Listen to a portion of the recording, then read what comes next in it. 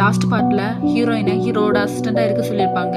Heroine அதனால ஹீரோட்ட ஏற்கனவே வேலை பார்த்து அசிஸ்டண்ட்டை பற்றி பேச போயிருப்பாங்க. அங்கே போய் பார்த்தா அவங்க ரொம்ப அழுதுகிட்டு என்னால் ஹீரோட்ட வேலை பார்க்க முடியாது, அவர் ரொம்ப கோபப்படுறான்னு சொல்லுவாங்க. ஹீரோயினுக்கும் அதை பார்த்து கஷ்டமாக இருக்கும், பயமாகவும் இருக்கும். அதுக்கப்புறம் ஹீரோ எப்படின்னு தன்னை அசிஸ்டண்ட் அக்செப்ட் பண்ணிக்க மாட்டாங்க, அந்த இடத்துல போவாங்க. ஆனால் ஹீரோ அவளை அசிஸ்டண்ட் அக்செப்ட் பண்ணது மட்டும் இல்லாமல் என்னால் வேலை செய்யணுங்கிறதும் சொல்லிட்டு போயிடுவாங்க.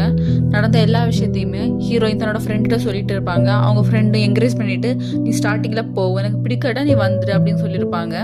ஹீரோயினும் ஓகே சொல்லியிருப்பாங்க. அதுக்கப்புறம் ஹீரோயினை ஆஃபீஸில் கூப்பிட்டு அவங்க ஒரு புது சிங்கர் தேடலான் இருப்பாங்க. அதுக்காண்டி ஒரு பையனை பார்க்க போக சொல்லுவாங்க.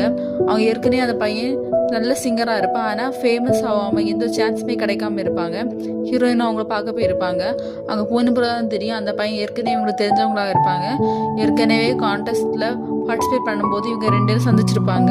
ஹீரோயின் ஏற்கனவே அவங்க மேலே க்ரஷ்ஷாக இருக்கும். அதனால